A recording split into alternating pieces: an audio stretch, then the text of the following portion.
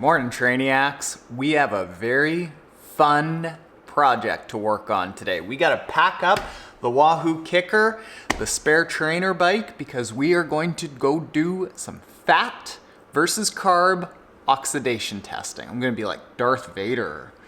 Bane. I was born on the trainer. That was an awful joke. Awful. Unsubscribe now.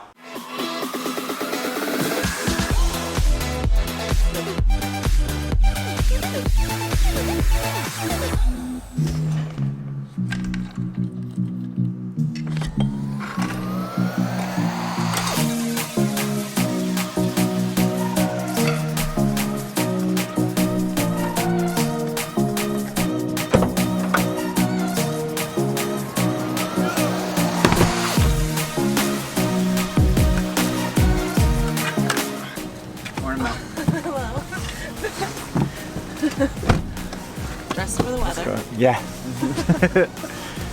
It's actually not bad. It's not that bad. So we're heading to U of M, University of Manitoba, and we're going to do a test to figure out at what point I cross over from burning carbs, or burning fat, to burning carbs, and we base a bunch of the training off of that. Can I hit the button?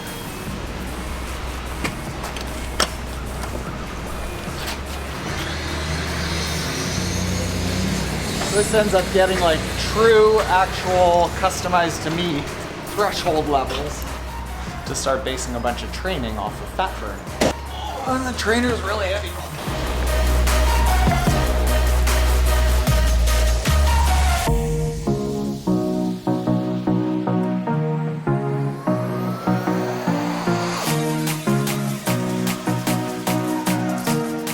And then everything will be analyzed into the machine. Okay. Yeah. You also get to wear this very attractive headpiece to support the mouthpiece so that your teeth don't have to do the whole work. Okay. Okay. So we'll get that suited up for you right now.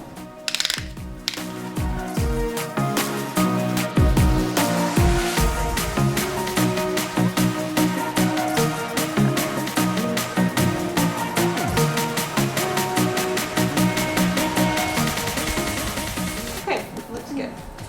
Okay, so you can start pedaling anytime you like. So this is the RPE scale I was telling you about. So rated perceived exertion, so how hard you feel like you're working. 6 is nothing at all, like you're sitting on the couch. 20 is maximum exertion, like you cannot continue. So you can just point to a number or a word.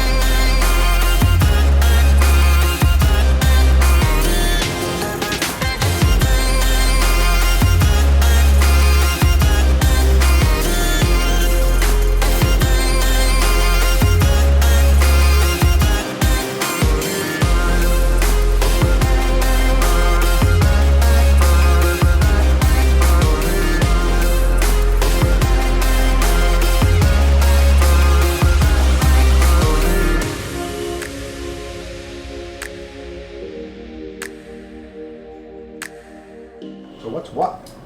So this is like your raw data. So I'll pull what he wants and I'll put it into a spreadsheet, like with your heart rate and your watts and everything like that. So he has everything in one spot.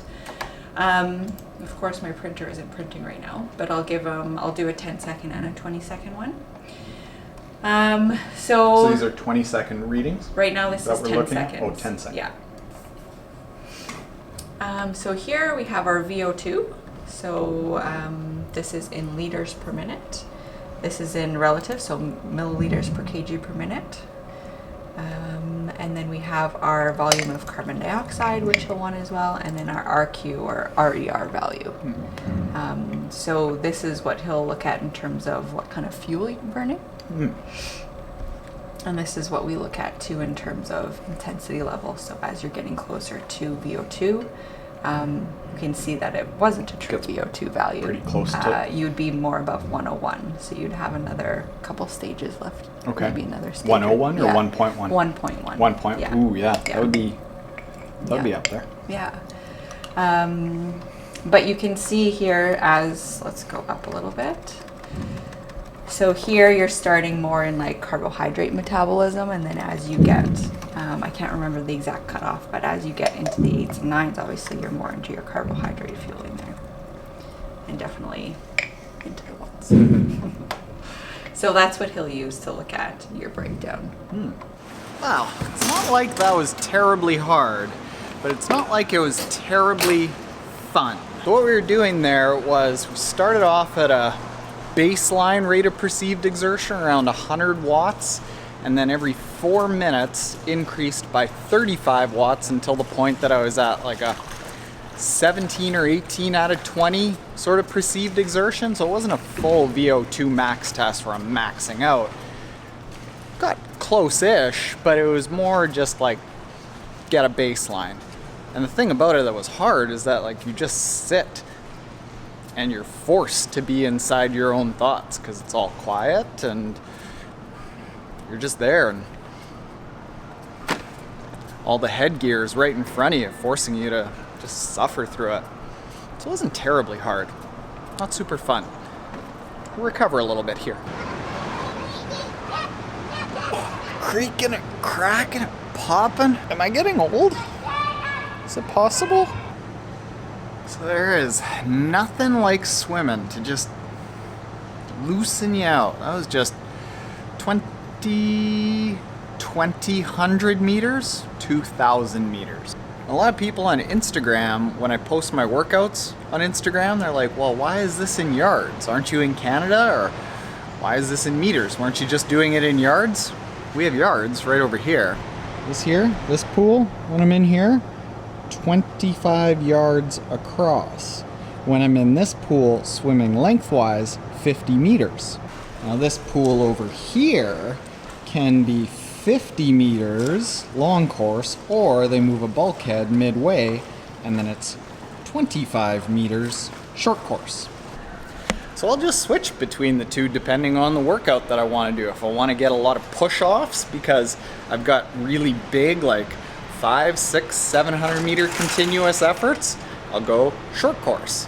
If I have a shorter workout and just want to make sure that I get in a good amount of it and don't shortchange myself, I'll go meters. Go back and forth. That's it for the day working out. I'll explain back home a little bit about what that whole testing is all about.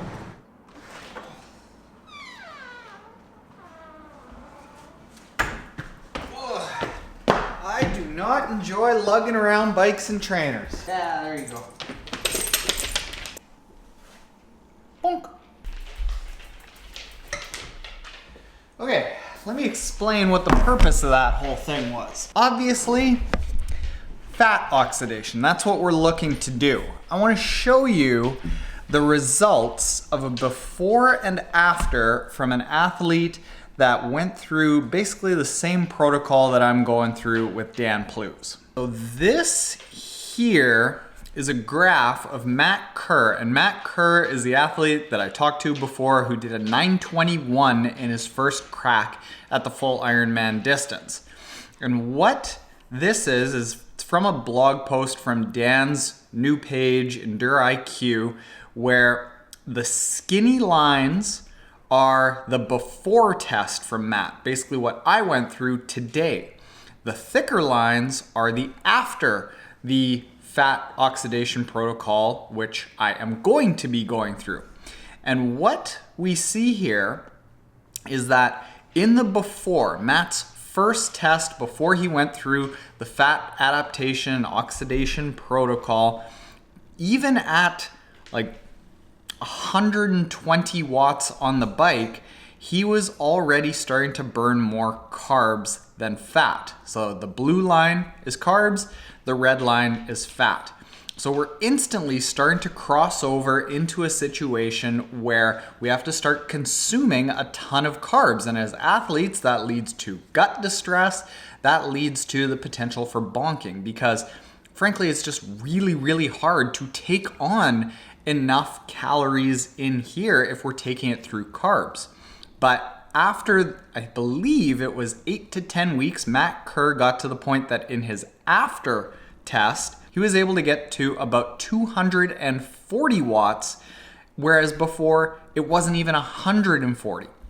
So he was able to stay in a primarily fat burning zone where he was burning more fat than he was carbs all the way up to largely race pace. And the benefit to that is that in Matt's case, he took on only as much for the full Ironman distance as I took in Puerto Rico for a half Ironman distance. So he did, yes, take sugar in that race, but he took less of it, so it leads to a lesser chance of nutritional issues, of bonking, of gut distress, all these things that we are starting to alleviate so that he can just race. Now, I don't have any of the results for that yet, and that was just the bike test. We're going to be doing the run test later this week, and I'm going to be sharing as much as I can over the next 3 months, because the more I look into this, the more I think it's something that a lot of people should consider, but there's a correct way to do this. The more I learn from Dan, the more I gotta respect how much knowledge he has, and that there is a right and a lot of very wrong ways to do this. So go check out triathlontaren.com/theplues. And that's a starter pack that we've put together with little tidbits of how to get started with low carb, high fat training. And on that note, Petey is excited, aren't you, Pete? He's always excited. He always just wants to get in for the end of the vlogs, especially because I've got black pants on. All right, Trainiacs, later.